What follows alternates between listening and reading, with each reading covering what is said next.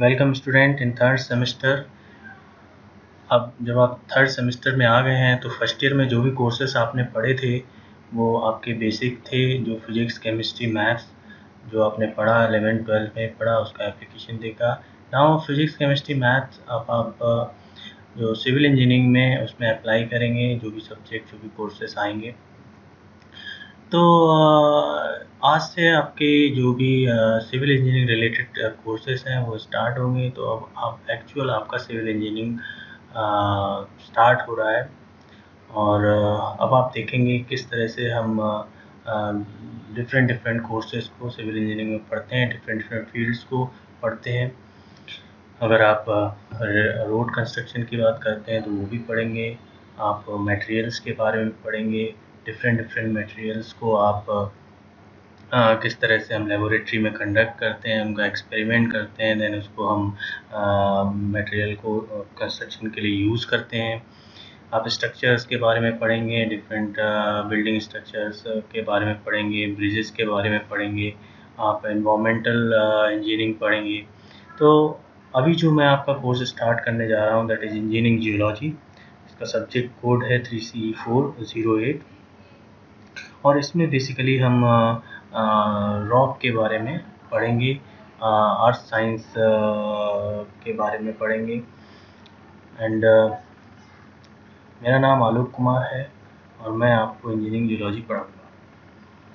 तो देखिए स्टार्ट करते हैं कि अगर हम कंस्ट्रक्शन की बात करते हैं, बिल्डिंग कंस्ट्रक्शन की बात करते हैं, तो आप देखेंगे कि कोई भी कंस्ट्रक्शन होता है, या वो रोड कंस्ट्रक्शन हो, वो रेलवे कंस्ट्रक्शन हो, या वो बिल्डिंग कंस्ट्रक्शन हो, या डैम कंस्ट्रक्शन हो, कोई ब्रिज कंस्ट्रक्शन हो, तो कोई भी कंस्ट्रक्शन होता है वो किसके ऊपर रेस्ट करता है?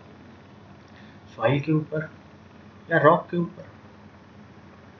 तो ये जानना आपके लिए बहुत ज़रूरी है कि जिस सॉइल के ऊपर आप अपने स्ट्रक्चर को कंस्ट्रक्ट कर रहे हो, बिल्ड कर रहे हो, वो मटेरियल चाहे वो सॉइल हो या रॉक हो, क्या वो लोड को झेल सकता है ना? क्या उतनी स्ट्रेंथ है उसमें? और अगर आपका मटेरियल जिस पे आपका स्ट्रक्चर रेस्ट कर रहा है वो क्वालिटी नहीं दे रहा है, वो उतनी स्ट्रेंथ ऑफर नहीं कर पा रहा है, तो क्या होगा? चाहे आप कितना भी डिज़ाइन अच्छा कर लो स्ट्रक्चर का, है ना, क्या होगा? फेल हो जाएगा स्ट्रक्चर। तो सबसे पहले रिक्वायरमेंट क्या आ जाती है कि आपका जो भी मटेरियल है जिसके ऊपर आपका स्ट्रक्चर बिल्ड हो रहा है वो अच्छी क्वालिटी का होना चाहिए, या आपको उसके बारे में पता होना चाहिए कि उसका बिहेवियर क्या हो, क्या वो कंस्ट्रक्शन के लिए फिट है या नहीं है। तो अगर सॉइल की बात करते हैं और रोड कंस्ट्रक्शन की बात करते हैं, रोड कंस्ट्रक्शन में जब आपने देखा होगा रोड कंस्ट्रक्ट होते हुए, है ना, तो सबसे पहली जो लेयर होती है, चाहे आप वो कंक्रीट रोड की बात करो चाहे बिटुमिन रोड की बात करो, तो जो पहली लेयर होती है वो आपकी सबग्रेड कहलाती है। और सबग्रेड क्या होता है? जो नेचुरली एग्जिस्ट करता है अर्थ सरफेस, यानी कि उस सॉइल है। अब उस सॉइल को आपने प्रॉपर कॉम्पैक्ट नहीं किया है, प्रॉपर ट्रीट नहीं किया, प्रॉपर कंसर्न नहीं दिया है, और आपने बिना किसी ट्रीटमेंट के उस पर रोड कंस्ट्रक्ट कर दिया। जैसा आपने देखा होगा कि जब रोड बनती है तो रोलर जलाया जाता है। रोलर क्या करता है? रोलर जो भी उसमें वॉइड्स हैं, वॉइड्स में एयर है, उस एयर को रिमूव करता है। अब आपने रोलर नहीं चलाया प्रॉपर, जितना, जिसको कॉम्पैक्शन कहते हैं, जितना कॉम्पैक्शन चाहिए था उतना कॉम्पैक्शन आपने नहीं किया, तो क्या होगा? जब आपकी रोड बन जाएगी और उसके ऊपर व्हीकल मूव करेंगे तो वो प्रोसेस तब होगी। भाई कॉम्पैक्शन इज व्हाट? सॉइल है, उसमें वॉइड्स हैं, वो वॉइड्स पे जब लोड लगेगा तो वो एयर रिमूव होगी। एयर रिमूव होगी तो जब रोड पे व्हीकल चलेगा तो वो क्या करेगा? उसको उस टाइम कॉम्पैक्ट करेगा, एंड देन आपकी रोड क्या होगी? खराब हो जाएगी। तो आपको ये जानना बहुत ज़रूरी है, या आप किसी रॉक को पे कोई कंस्ट्रक्शन कर रहे हो और आपको पता नहीं है कि वो रॉक की स्ट्रेंथ है या नहीं है, उसमें कोई क्रैक्स हैं, और वो क्रैक्स आपने देखे नहीं है और आपने उसको कंस्ट्रक्शन कर दिया, तो क्या होगा? फेल हो जाएगा स्ट्रक्चर आपका, है ना। तो फर्स्ट थिंग जो आपको करनी होती है वो ये करनी होती है कि फर्स्ट आपको ये जानना है कि आपका मटेरियल है क्या। जब आप उससे जान जाएंगे, जब आप उसको जान जाएंगे, उसके साथ कम्युनिकेट कर पाएंगे, तभी आप उसके बिहेवियर को पता कर पाएंगे। एक कॉमन एग्जांपल, एक जनरल एग्जांपल लेते हैं। किसी इंसान के बारे में आप तभी बता सकते हैं जब आप उससे मिलेंगे, और जब तक आप उससे मिलेंगे नहीं, आप उसके अगर बिहेवियर को कैसे बता पाएंगे। और अगर हमने बता भी दिया उसका बिहेवियर, दूर बैठे कि चलो हम यहाँ पे बैठे हैं और उस इंसान के बारे में हम बात करें कि वो इंसान ऐसा है, वो इंसान ऐसा है, बिना उससे मिले, तो क्या है, जस्टिफाइड होगा। इसी तरह अगर आप मटेरियल की बात करते हैं जिस पे आप कंस्ट्रक्शन कर रहे हैं, तो आपने उसको देखा ही नहीं, आपने उसको जाना ही नहीं, और आपने रिपोर्ट तैयार कर दी कि हाँ ये मटेरियल अब कंस्ट्रक्शन के लिए फिट है, तो क्या होगा? आपका स्ट्रक्चर फेल हो जाएगा। तो फर्स्ट थिंग, आपको material survey is important, site investigation is important. कोई भी प्रोजेक्ट आपको मिलता है, कोई भी प्रोजेक्ट आप स्टार्ट करते हो, सबसे पहले प्लानिंग करते हो। तो first phase is planning. There are basically major 3 phases किसी भी प्रोजेक्ट के लिए: planning, design phase and construction phase. तो आप अगर कोई भी चीज़ प्लान कर रहे हो, सपोज आपको एक रोड कंस्ट्रक्ट करनी है, और यहाँ एक पॉइंट से आपको रोड कंस्ट्रक्ट करनी है, सपोज कोई मैं जगह ले ले, सपोज अलवर से जयपुर आपको रोड कंस्ट्रक्ट करनी है, या एक छोटा स्ट्रेच ले लीजिए, तो आपको पता होना चाहिए कि उस कंस्ट्रक्शन साइट की टोपोग्राफी क्या है। उस जगह के आप जाएंगे, सर्वे करेंगे, इन्वेस्टिगेशन करेंगे, और ये पता करेंगे, रिपोर्ट तैयार करेंगे कि इस साइट पे ये फीचर्स अवेलेबल है, या इस साइट की सॉइल कंडीशन ऐसी है, इस साइट पे ये रॉक प्रेजेंट है, जिस रॉक में क्रैक्स हैं सपोज, तो आप डायरेक्ट कंस्ट्रक्शन नहीं कर सकते हो, या आपकी जो सॉइल है वो आपकी कंस्ट्रक्शन के लिए फिट नहीं है। तो सबसे पहले आप जाएंगे, प्लानिंग फेज में आएगा ये, कि आप सर्वे करेंगे, साइट इन्वेस्टिगेशन करेंगे, वहाँ से जो भी आपका सॉइल है या जो भी रॉक है उसको आप इन्वेस्टिगेट करेंगे, प्रॉपर चेक करेंगे, लेबोरेटरी में चेक करेंगे, एंड एक्सपेरिमेंट कंडक्ट करेंगे, एंड देन रिपोर्ट तैयार करेंगे। तो फिजिकल फीचर्स जानने, जिसको टोपोग्राफी कहते हैं, आपको किसी पर्टिकुलर एरिया में कंस्ट्रक्शन करना है तो आपको ये जानना पड़ेगा कि उस पर्टिकुलर एरिया में क्या फिजिकल फीचर्स अवेलेबल है। और फिजिकल फीचर्स में क्या आता है? आपकी रिवर आती है, लेक्स आती हैं, आपके माउंटेन्स आते हैं। तो अगर आपकी कंस्ट्रक्शन साइट पे रॉक है तो आपको उस रॉक को डील करना पड़ेगा। तो इस कोर्स में आप ब्रांचेज ऑफ जियोलॉजी पढ़ेंगे, डिफरेंट ब्रांचेस हम पढ़ेंगे। जैसे अगर आप फिजिकल जियोलॉजी की बात करते हो, तो फिजिकल जियोलॉजी में आपको पता होना चाहिए कि फीचर्स फिजिकल क्या अवेलेबल है वहाँ पे, है ना। अगर आप स्ट्रक्चरल जियोलॉजी की बात करते हो तो आपको, जैसे स्ट्रक्चर जियोलॉजी की बात करते हैं, सपोज कोई रॉक है और सपोज कंप्रेशन हुआ, तो रॉक बेंड होगी, अपवर्ड या downward, that depend upon the nature of load. तो जब ये अपवर्ड बेंड होगी, सपोज, जिसको हम फोल्ड कहते हैं,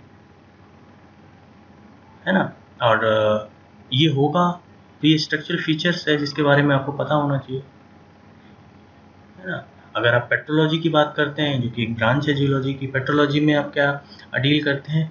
there are different types of rocks, जो 3 रॉक्स हैं, मेजर रॉक्स हैं, that is igneous rock, sedimentary rock and metamorphic rock, है ना। और उस रॉक का फॉर्मेशन कैसे हुआ है, उसका टेक्सचर क्या है, उसका स्ट्रक्चर क्या है, ये सब जानना पड़ेगा। तो ये सब किसके अंदर आता है? पेट्रोलॉजी के अंदर आता है।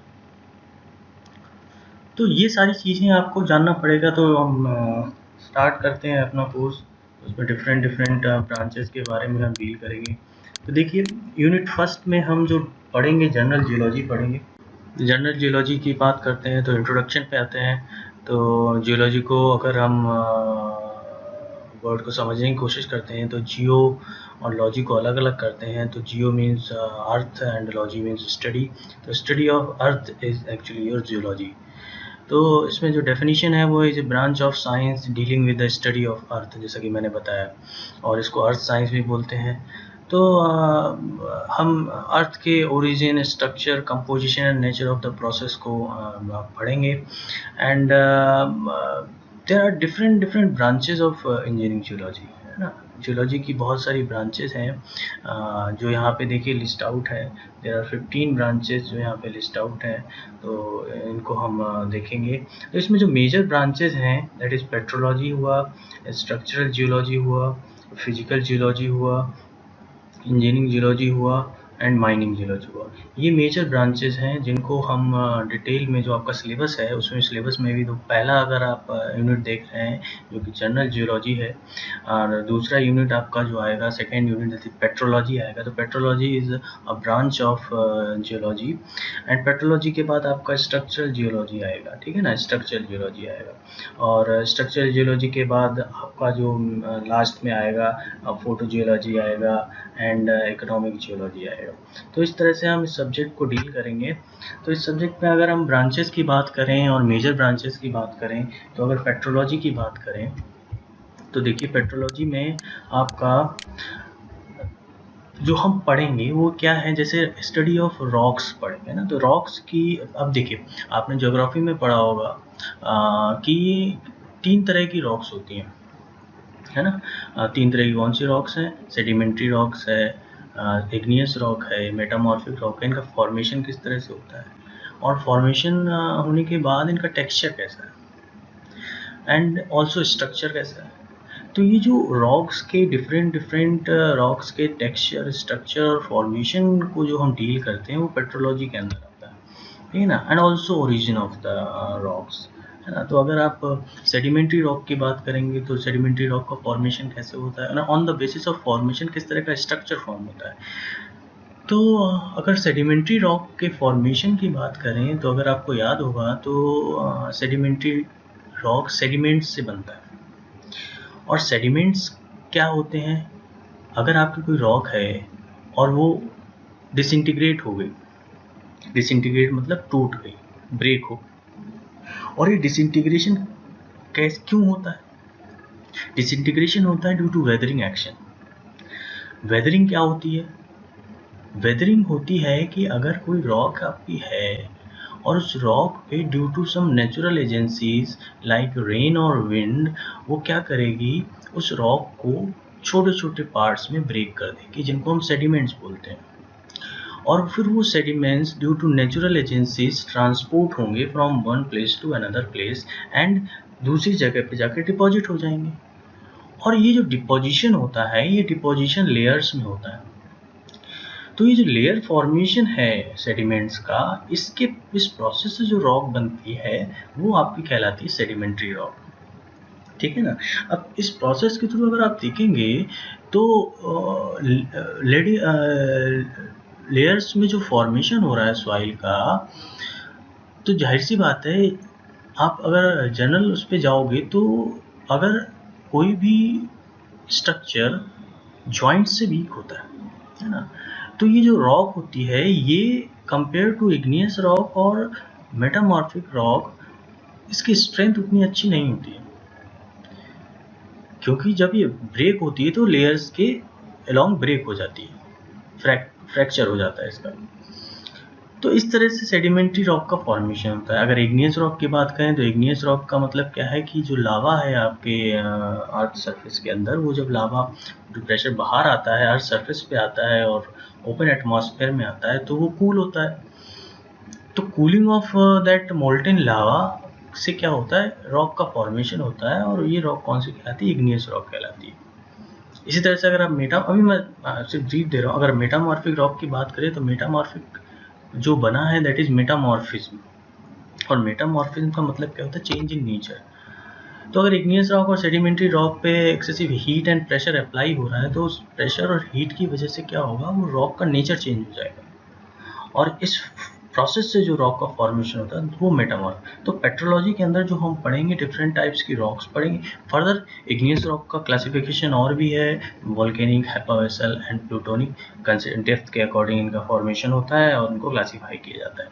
तो पेट्रोलॉजी के अंदर हम ये डील करेंगे, ठीक है ना।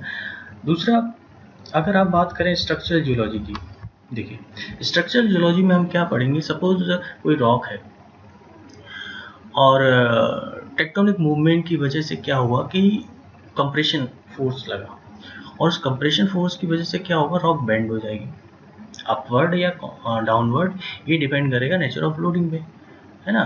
तो जब बेंड हो गई तो फोल्ड हो गया, है ना, फोल्ड हो गया, इसको बोलते हैं फोल्ड, है ना। There are different kinds of fold, depend करेगा कि अगर दोनों तरफ से जो कंप्रेसिव फोर्स लग रहा है वो यूनिफॉर्म लग रहा है या नॉन यूनिफॉर्म लग रहा है, उसके अकॉर्डिंग फोल्ड चेंज होगा, एक्सिस ऑफ फोल्ड चेंज होगा। तो या तो सिमेट्रिकल फोल्ड हो सकता है या अनसिमेट्रिकल फोल्ड हो सकता है ना। तो डिफॉर्मेशन हो, अब देखिए डिफॉर्मेशन क्या होता है, उसके लिए आपको मटेरियल की प्रॉपर्टी जो आपने पढ़ी थी डक्टाइल और ब्रिटल प्रॉपर्टी पता होना चाहिए। तो डक्टाइल क्या होता है, ब्रिटल क्या होता है, तो व्हाट इज डक्टाइल मटेरियल, है ना। डक्टाइल क्या होता है, तो अगर बेसिक आइडिया है आपको, तो देखिए डक्टिलिटी क्या होती है, अगर आप किसी मटेरियल पे लोड लगाते हो तो वो डिफॉर्म होगा, है ना। अब वो कितना डिफॉर्म होगा ये डिपेंड करेगा उसकी डक्टिलिटी, है ना। तो अगर मटेरियल फेल होने से पहले लार्ज डिफॉर्मेशन शो कर रहा है तो वो मटेरियल क्या कहलाता है, डक्टाइल मटेरियल कहलाता है। वहीं पे अगर आप ब्रिटल मटेरियल की बात करते हो, ब्रिटलनेस की बात करते हो, तो अगर आप किसी मटेरियल पे लोड लगाते हो और वो सडन ब्रेक हो जाता है, यानी कि डिफॉर्मेशन शो नहीं करता है, तो वो क्या हो गया, ब्रिटल हो गया। जैसे एक कांच का गिलास है, उसको आप गिराओ तो वो क्या होगा, टूट जाएगा without any deformation.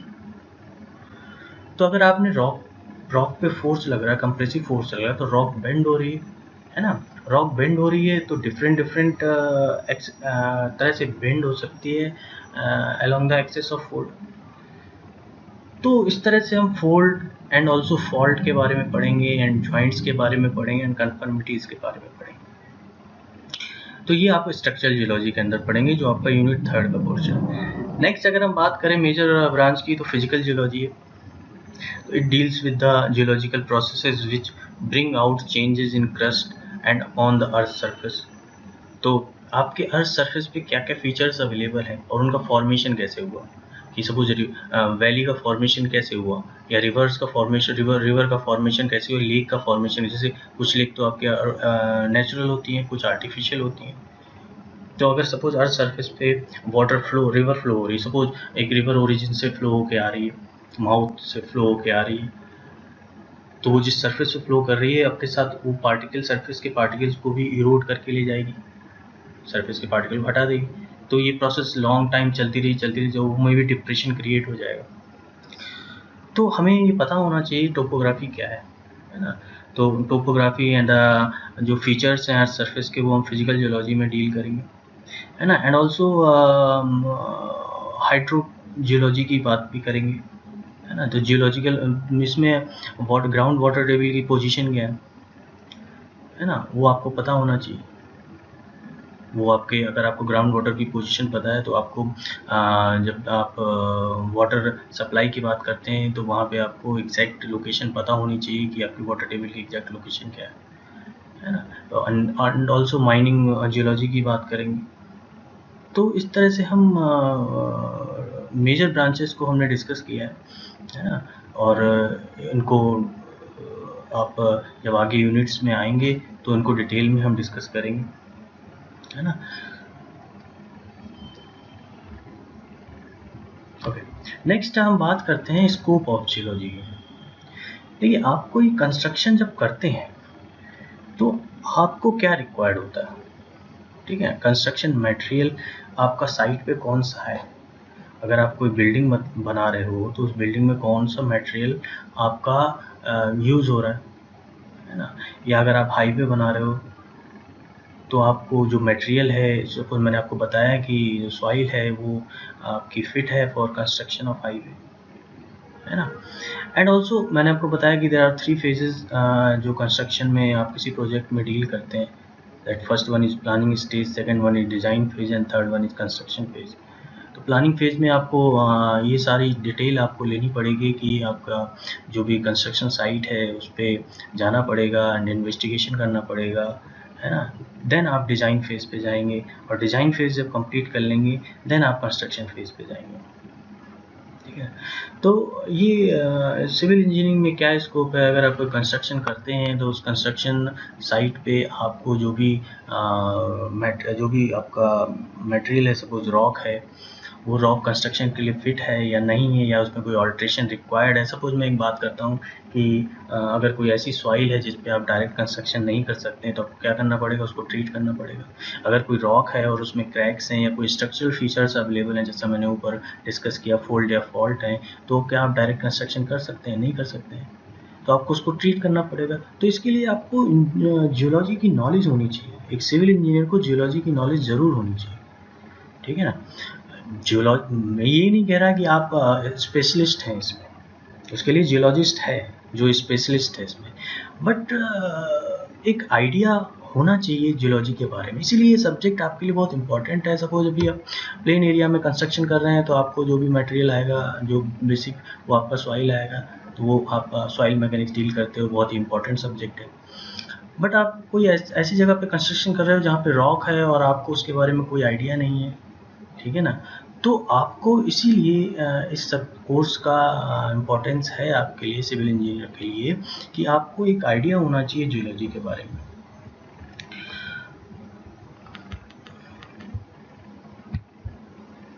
Next lecture में जो हम देखेंगे वो वेदरिंग ऑफ रॉक्स देखेंगे, ठीक है ना। Weathering of rocks very important topic है आपके लिए, इस कोर्स के लिए। और वेदरिंग ऑफ रॉक्स में हम there are 3 types of weathering. First one is mechanical weathering, second one is chemical weathering and third one is biological weathering. तो weathering क्या होता है, किस तरह से प्रोसेस होता है, और किस तरह से हम weathering is important topic is for this course, वो हम सारी चीज़ें नेक्स्ट लेक्चर में डिस्कस करेंगे।